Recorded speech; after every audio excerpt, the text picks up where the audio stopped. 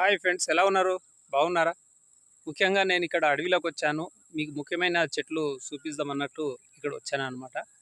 అయితే రైతులు ఎన్నో సంవత్సరాల నుంచి అన్నం తినేవాళ్ళు అడవిలలో. అయితే వాళ్ళకి ప్లేట్లు కూడా ఉండకపోయేదనమాట. ఒక 10, 20 సంవత్సరాలు.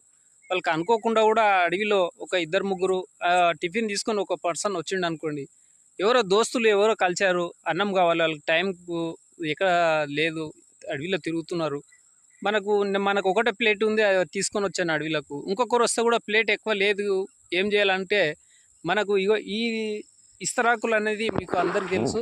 ఈ ఇస్తరాకులతోటి, ఆకులతోటి మనము తెంపి కూడా ఇస్తరాకులుగా తయారు చేసి ఇది మనము దుకాణంలో కూడా, షాపులలో కూడా అమ్ముతూ ఉంటారు. ఇట్లాంటి మీకు అందరికి తెలుసు కాబట్టి ఇగో అడవిలో ఈ విధంగా ఉంటుంది చెట్టు. ఇది చూడండి ఏ విధంగా ఉంటుందో చెట్టు. ఇది ప్రతి ఒక్కరికి తెలుసు కాబట్టి మనకు కావాలనుకున్నప్పుడు కూడా ఇట్లాంటి చెట్లు కూడా దొరకవు. ఇట్లా ఎంతోమంది రాని ప్లేట్లు లేకున్నా కానీ ఈ ఆకులతోటి మనం తయారు చేసి